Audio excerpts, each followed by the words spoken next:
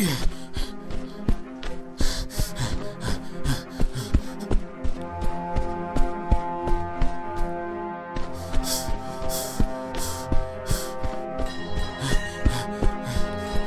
can't play in there, it's not safe.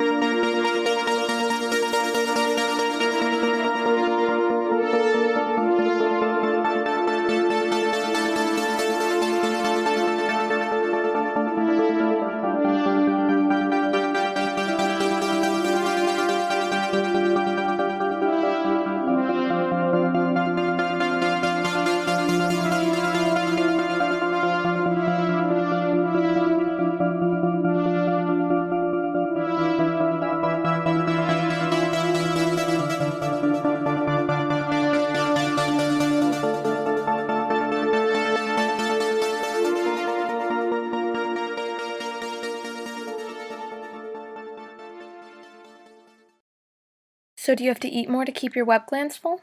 That's kind of an odd question.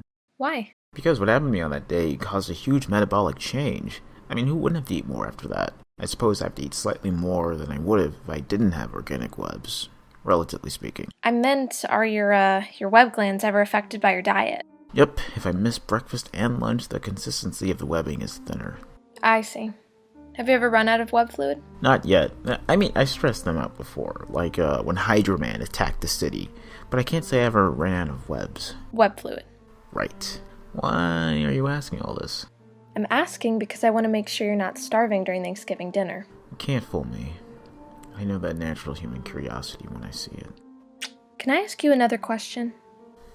Is this about Eddie Brock? Because I've checked on your dad, and I've checked on my Aunt May, and I checked on them again and again and again. I'm concerned. I really am. But I think Brock is trying to psychologically torment me. And yeah, it's kind of working.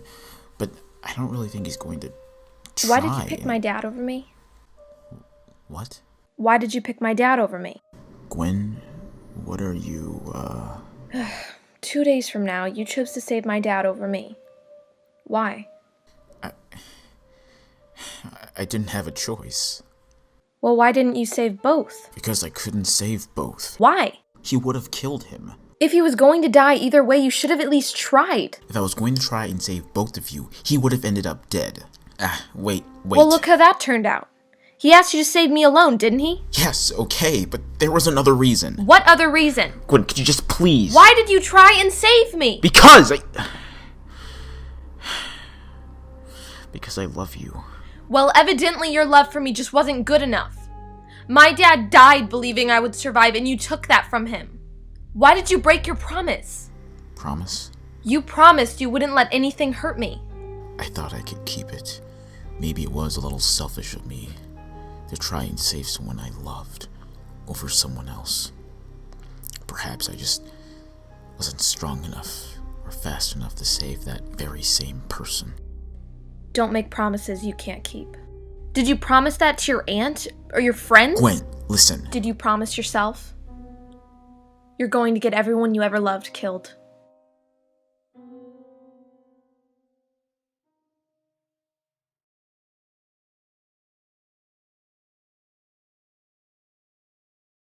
Yeah. I made the right Bad choice. dreams? Bad dreams? Nope, just doing my usual thing where I talk to myself. Only this time I did it with my eyes closed and for 8 hours straight. And with the lights off. So, yeah, it's a bad dream. That's the thing about dreams. Infinite possibilities created by the human mind. Even the bad ones. Bravo, Mr. Nolan. Look, it was just a dream. Nothing more, nothing less. Let's just leave it at that. You sure you don't want to talk about it? The dream or Gwen? Does it really matter which? To be honest, not really. You mean the dream or... I mean talking about Gwen. I mean, you didn't really feel like talking about your dad after he died. To be fair, Pete, I didn't want to talk about him when he was alive either. That didn't stop you from doing it.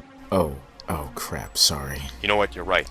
I did blather on about him a lot. But guess what? It's not going to be a problem anymore. No, I kind of realized what I was saying as it was coming out. And sorry. That didn't stop you from saying it. Besides, you're doing the same thing you did when your aunt was in the hospital after Adrian Toombs broke into the apartment. You receded into your shell instead of talking to your friends. Oh, it's a little different this time, Harry. That's why I thought you'd act differently. What's going on here? Ever since that day, I thought you'd open up more if someone you cared about was in trouble. I mean, you're starting to talk to girls more, you got an internship at a science lab, and you finally became a staff photographer. Sorry, I can't be 100% perfect, Harry. I don't expect you to be. But I thought that one aspect would change too, just a little bit. Maybe simple honesty is just too much to ask for given the circumstances. I can't blame you for not wanting to talk about it now, but it can't really be healthy keeping everything that happened on Thanksgiving inside forever. Honesty isn't always simple. Plus, this isn't about honesty. I just kind of want to let this sit with me for a little bit. Oh, wait. That was an honest answer. Maybe this isn't so hard. Okay, fine. You win. For now. Alright. So how are you and MJ doing? Doing... fine. Really? Doing... fine, pause, contemplation, hesitation, uncertainty, fine. Well, I guess honesty is just too much to ask for given the circumstances. I want her to move in with me. You are aware that I live here too, right? Yeah, that's part of the problem. You want me to, move? No, of course not.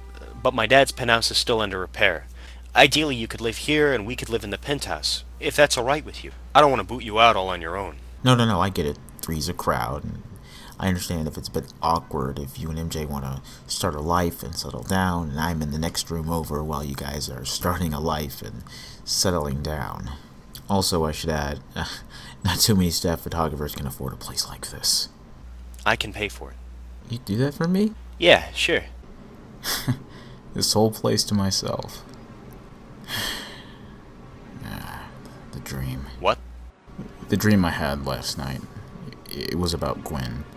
It wasn't a nightmare or anything. At least not at first. She wasn't staring at me in the mirror, Bloody Mary style or anything like that. But the normality of the whole thing really bothered me. It's like I forgot she died. The conversation we had in the dream was based on a real conversation we had. Maybe one of the last ones we've ever had. Recent memories do crop up in dreams, and such a jarring change like death is hard for the subconscious to pick up on initially.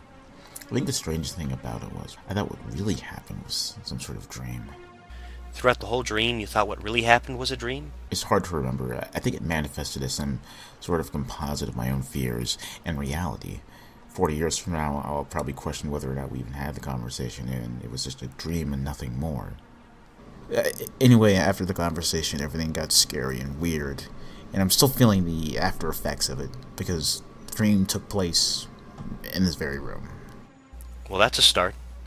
My dreams were similar in nature to yours, the normality of it all. A couple days before my dad died, he piled a crap ton of work on me. Paperwork, copies of classified military contracts, his final fares, etc. In my dream, it was business as usual. None of that seems suspicious. The dream? No. The final affairs review right before his death bit. What was that all about? Not the first time. But it was the last. My dad periodically went over various documents pertaining to the company and his will. I can count the number of people that read them on one hand. I still get nostalgic over spreadsheets. No child should have to live like that, Harry. Yeah, I know, life is hell. I think most parents go over this kind of stuff with their kids just in case a simple country drive goes terribly wrong and the child is left parentless. I don't think most parents do it as frequently and detailed as my dad. Oh crap, sorry, wrong choice for analogy. No, it's fine. You didn't say airplane or anything. Continue. Okay, he didn't update his will all that much since the last time he showed me. Just a couple of extra provisions for his company's resources. I'll admit, some of it put me on edge. Huh, really? As I said, he did this periodically. It's just that after this one particular time, he was killed. My dad was pretty paranoid, Peter. Oh crap, sorry. Doc?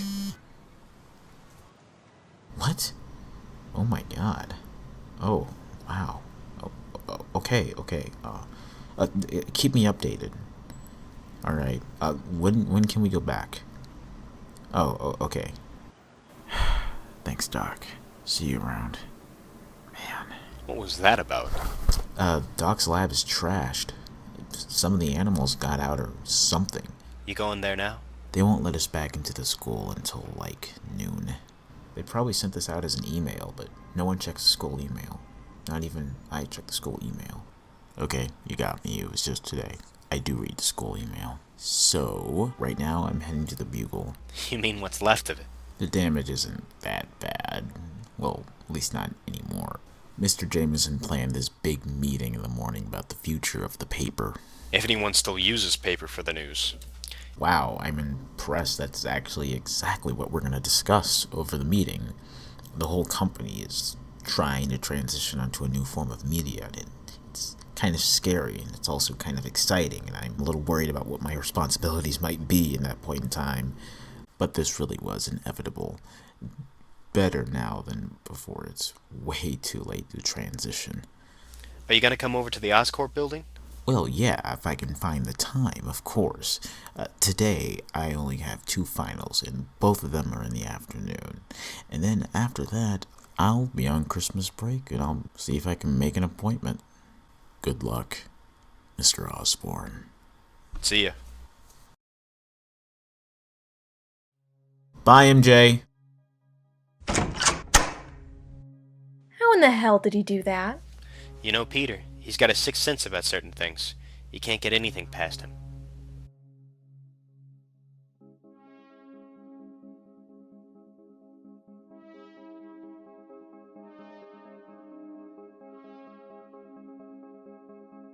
Thanks for watching him, sis. Now, if you missed the bus... The bus that arrives at 7:30.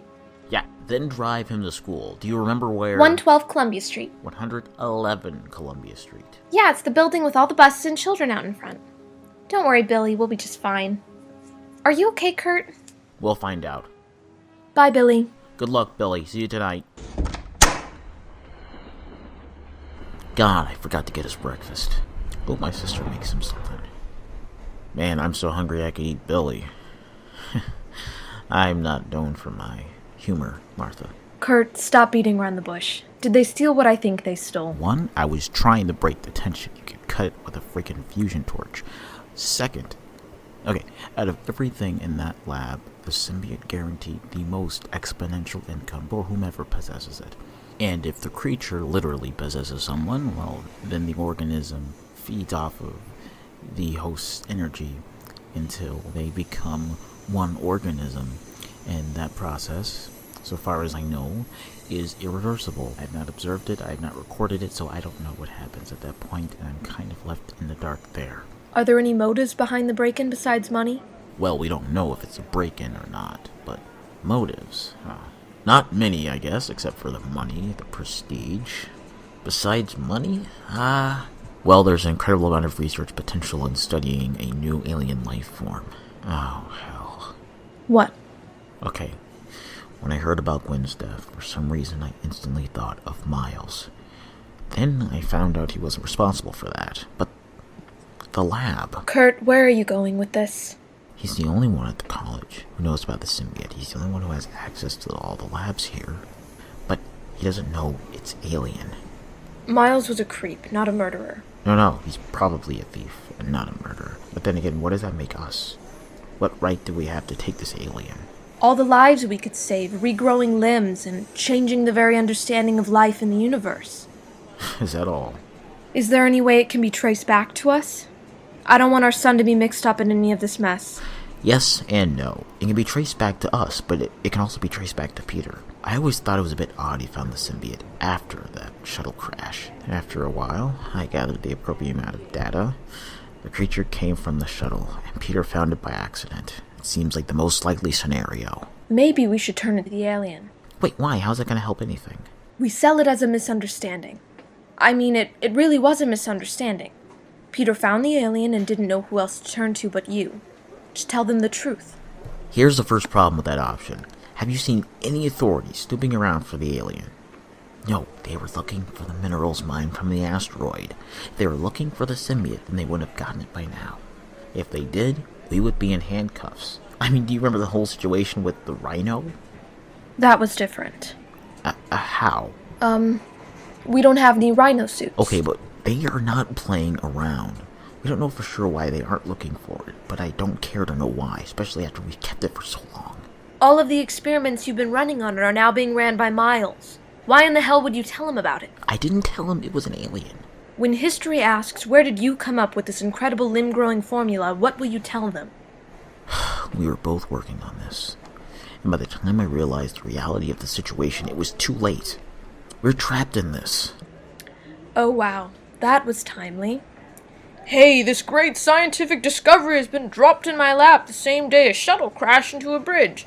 I'll just put it back in my mind until it's convenient. I know we both had some of the same suspicions sometime after that shuttle crash, but we were too scared to fully confront them because of the implications of the discovery.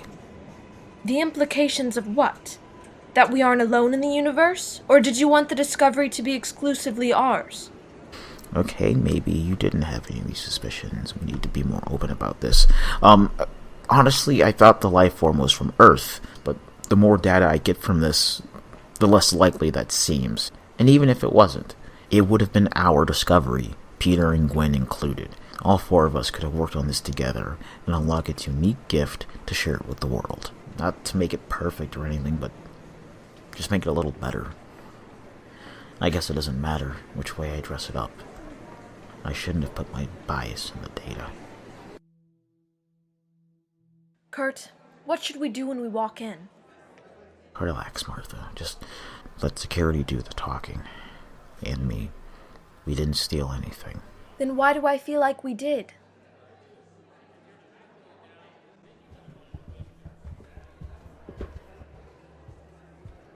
Morning, Kurt. Morning, Martha. Just seems like we can't get any good news these days. This place is a mess. Yes, I imagine any part of the final that pertains to in-lab work has been disrupted. Well, there is a new semester coming up. My incubator! Most of the equipment is paid for by the college, but yes, that incubator will set you back some.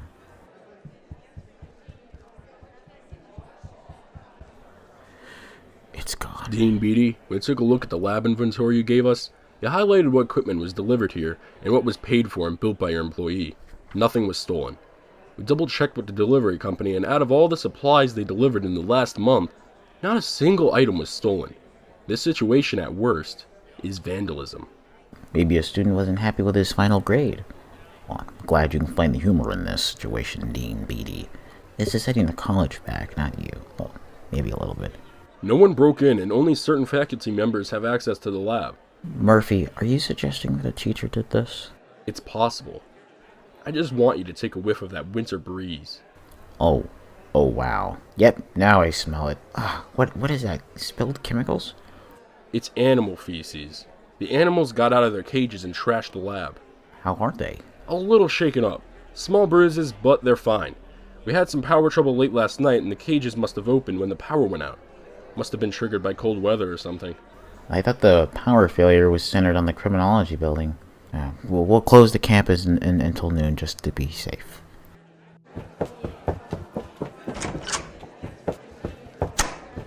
Martha, it looks like we're off the hook. For now. What do you mean? Miles, because I'm like 99.9% sure it's Miles, created a situation where we're both saved or screwed depending on circumstance. I still have no idea. Look, if any connection can be drawn between us, the alien, and the break-in, then we could all face possible jail time. That includes Peter and Miles. Miles will do anything he can to make sure he leaves the least amount of evidence as possible. The evidence that he did leave behind, you and me won't speak up. Because we would go to jail too. Possibly. Possibly? Well, how sure are you? Are you 99.9% sure? I mean, did Miles even steal the alien in the first place? You told him about the creature and you didn't suspect he might do something. When Gwen died, you thought he did it too. Yeah. I'm sorry, Kurt. I didn't mean to bring that up again. No. I get it. Alright, I get it. I shouldn't have jumped to conclusions. Just like with this alien. I'm glad I didn't go to the police. Really? Well, now I am. I miss her too. Wanting revenge is understandable, but there's nothing you can do. The Green Goblin is dead. I I didn't want payback. I didn't want revenge. I just wanted justice.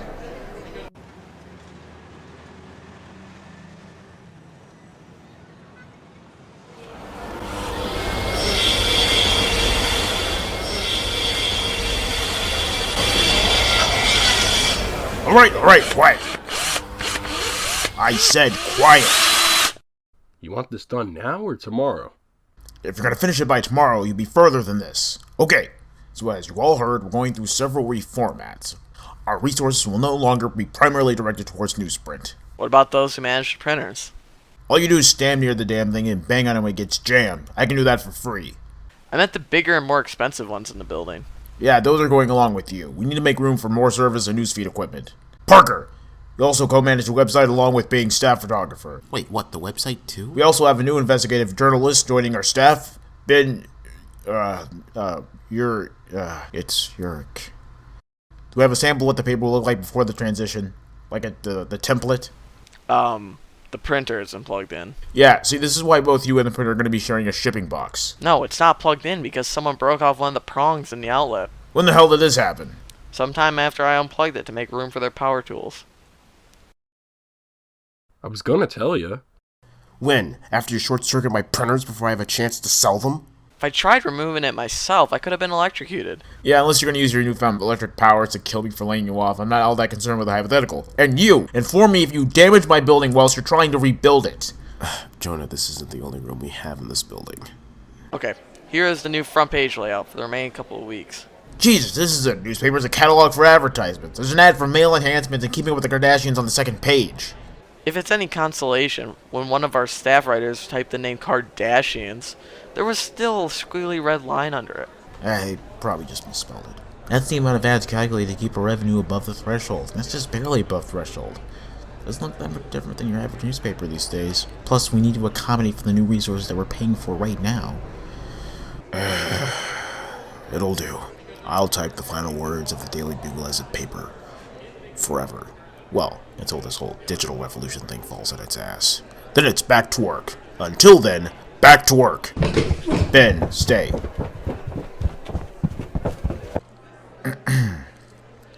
Where are you heading off to? Lunch. Now, you understand why we were extremely selective in the process of choosing a new reporter. Not that the ones in the past were terrible at their jobs. They ranged from proficient to fantastic. I agree, they are some of the best in the business. Yeah, that's why one of them ended up dead and the other's in jail. Both for the same reason. Dual identities. Same goes for our former staff photographer. I don't want to extrapolate on anything, but it's hard not to see a pattern. Well, that's the thing about investigative journalists. They know all the tricks, so you can't spot theirs, but they can spot each other's. It's no wonder Leeds and Foswell went down a similar path with obvious diverging destinations. Brock tried blowing up my office using the Green Goblin's weapons. Now he's in the Ravencroft Institute, last I heard. He's not in the best of health. I don't know exactly why, though. Leach claimed he was working with Kingsley for a short amount of time, and he only dressed up as a hobgoblin for that one instance to draw the authorities and the Green Goblin off of Kingsley's trail. He also wanted to collect information from the hobgoblin and the Green Goblin. His plan only half succeeded. Look, if you're wondering whether or not I'll try and kill you, whether I work for the underground crime world or don a costume of a demon and fly around blowing people up, then you shouldn't concern yourself. I find the practice of dressing up in a costume rather silly in most instances, and I reiterate, most, not all. I find the practices of the underground crime world disgusting and demented. I understand there always will be some crime in a society, but I am of the opinion that they tip the scale far over in their favor. Lastly, I'll only try to kill you if you try to kill me, so unless you invited me here to kill me, then you shouldn't concern yourself. Okay, your first assignment is to interview a witness from the Empire One news bombing. What's his name? Tony Reeves, a former employee of E1 News, who caught the death of the Green Goblin on tape. That point of view of the whole incident is unique. It will grab a lot of attention for our readers. The interview will be at his place, 6:30. Alright, thanks. Oh, I don't think you should feel so bad about Foswell and Leeds. Both were willing to do what was necessary to bring down the criminal empire that was suffocating the city. They walked under its all-imposing shadow in order to let the light in again, fully in the knowledge that it would be at the risk of their own lives. Isn't that, at the very least, admirable? Well, you better hope so, because you got your work cut out for you.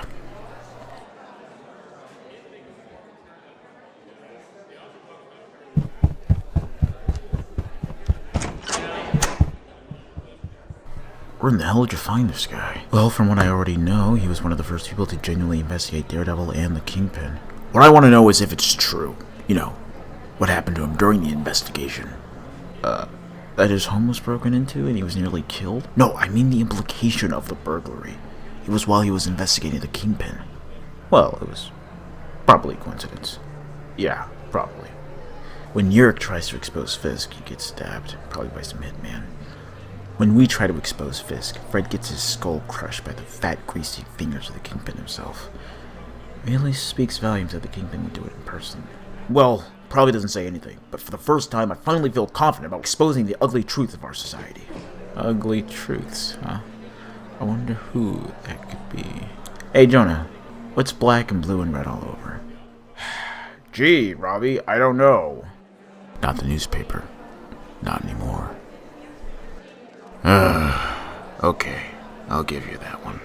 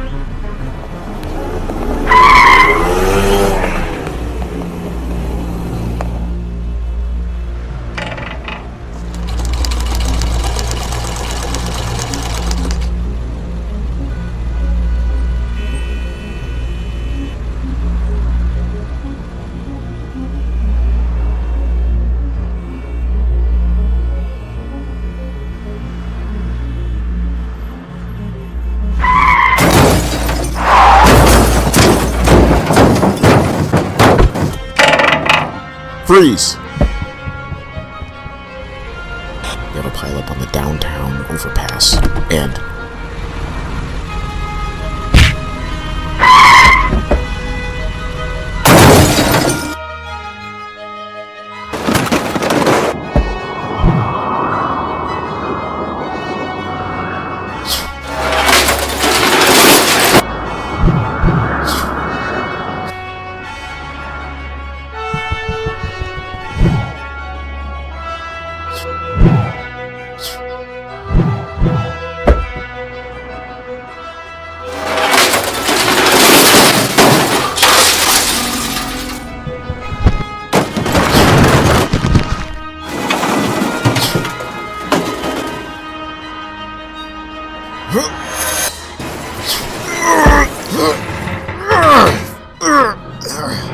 I can't believe I do this for free! Hey, Spidey? Hey, what's going on? I'm a little busy here. I'm actually covered for this, so you can let it go now. Oh, that seems like a really nice deal. Oh, wow, you're covered for that.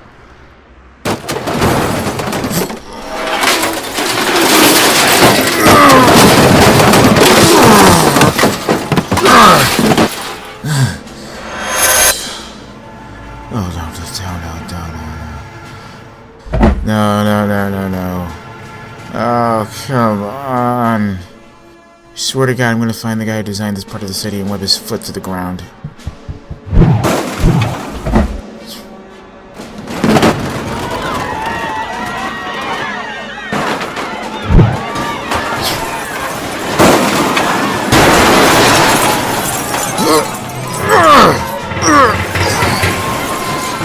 Spider-Man!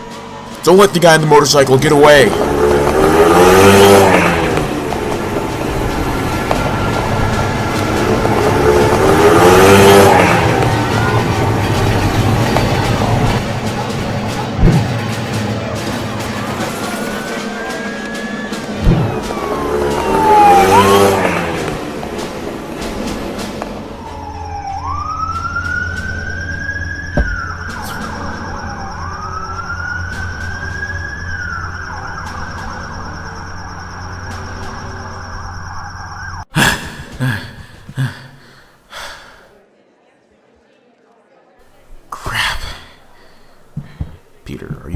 of the phrase brilliant but lazy.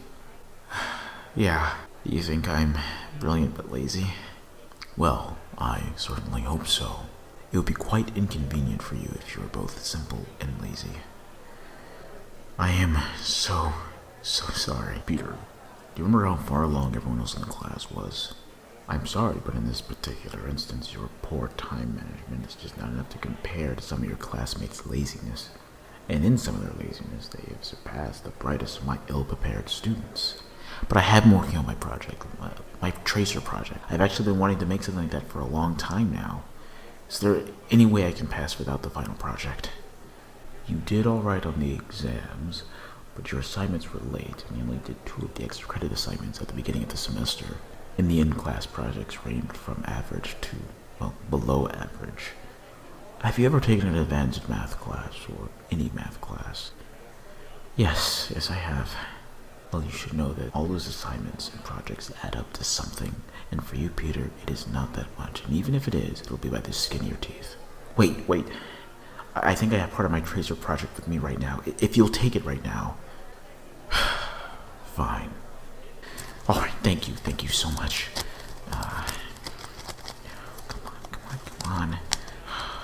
Crap. Did you leave your tracer project at home? I lost it. You lost it. Well, good thing it's traceable, right? Peter. Doc, can we talk? We have a bit of a problem. Oh, you too? All the animals apparently got out of their cages because of the power outage last night. They're all accounted for except for one. One? Oh. What do you think happened? Well, I think somebody stole it. Really? Why didn't you go to campus security? Because we weren't supposed to have it in the first place. Peter, this is serious.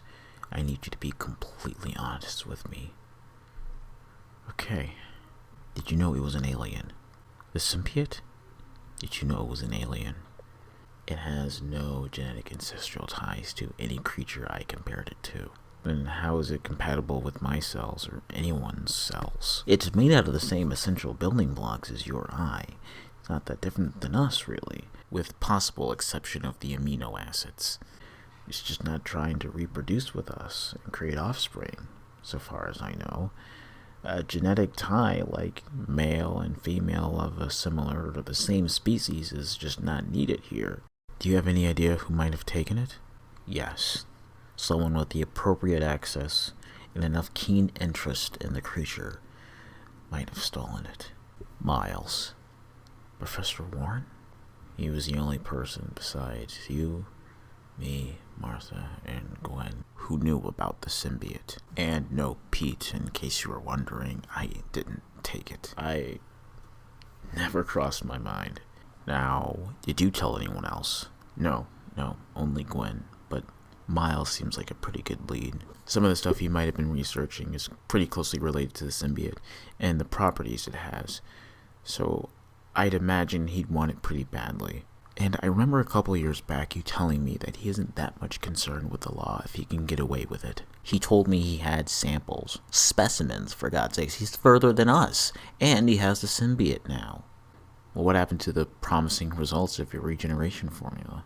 Well, I'm afraid those promising results will just end up being a bunch of research papers. Now, I'm not downplaying the significance of those because they are indeed significant. It's just cut down from what I originally planned, and it's a pretty huge setback for the project.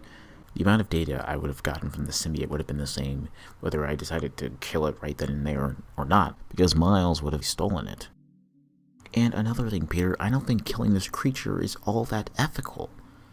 Really? In what way? I know a great deal more about this creature than when I started, but there's still some things that are left in the dark. For all we know, it could be the very last, or one of the very last of its species.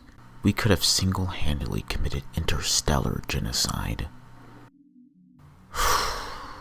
Wow.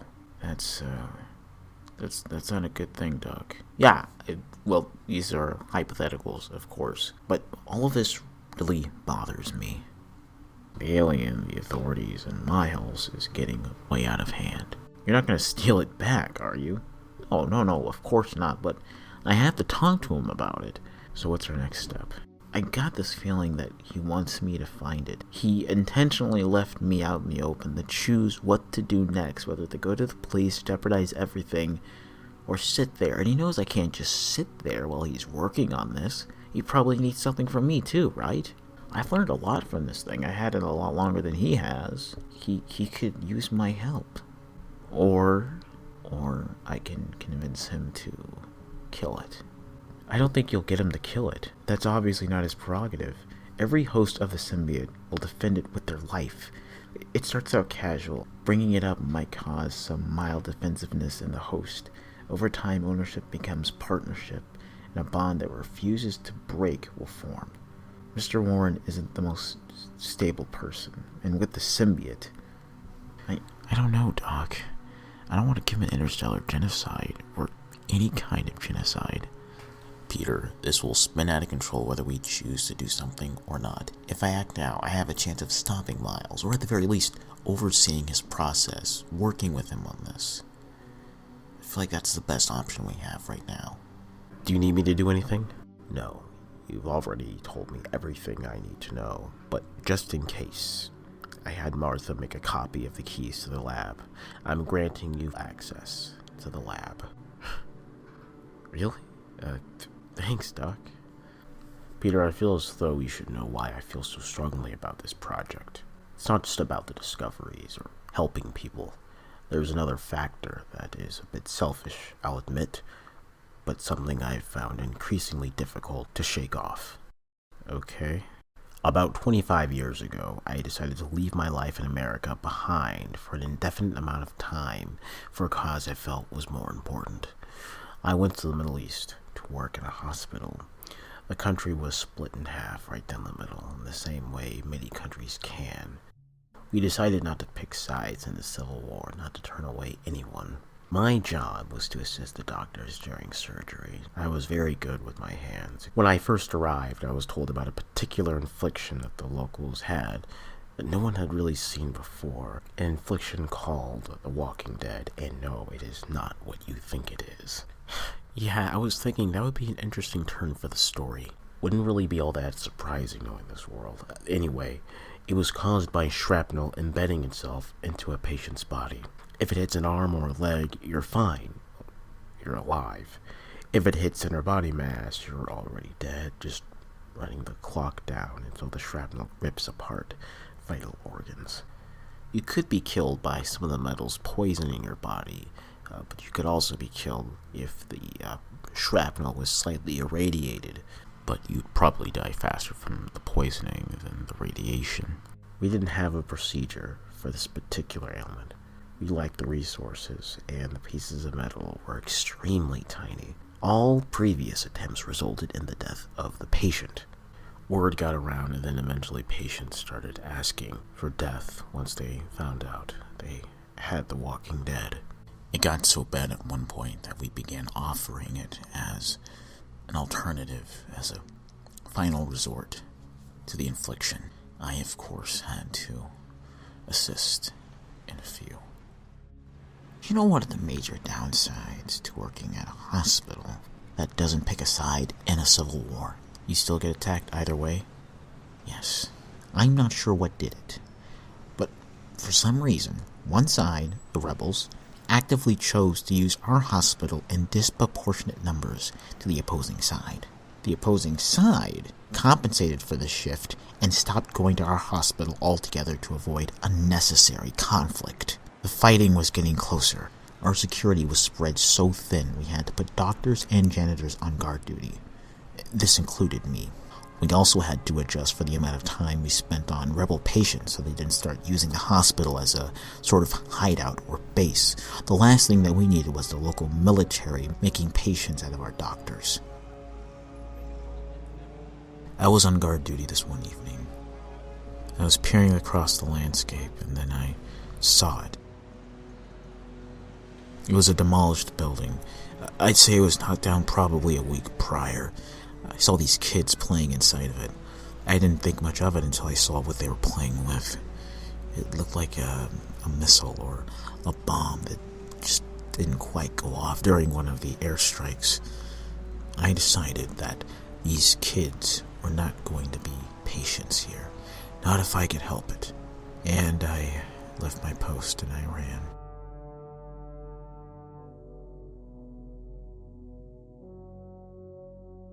I don't remember what happened after that, but I must have been holding on to something very, very tightly, because that grip, that strain, that tension in my arm is the only thing that made it through that haze.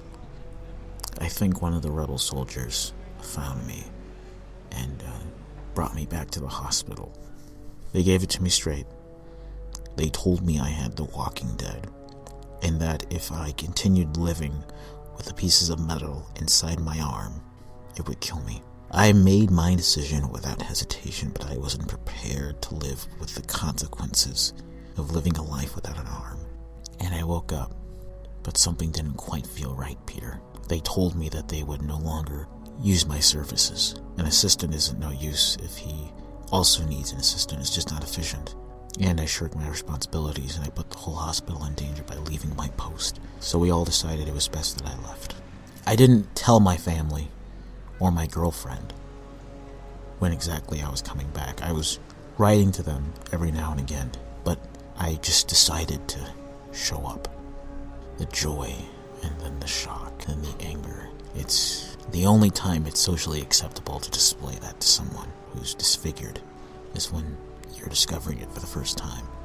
Kurt, why didn't you tell us? Why didn't you tell us? And I told them, I can't write. I'm right-handed. You said something didn't quite feel right. What did you mean by that? You know the expression, the world will chew you up and spit you back out. Only the world chewed me up, took a bite, spat me back out, and swallowed my arm whole. And I still feel a little bit of me inside that beast. There's this strain, Peter. I can still feel my arm, my hand clenching onto something. I don't know what it is. I've tried every method, like the mirror technique, to relieve the strain. I've even taken medication and placebos.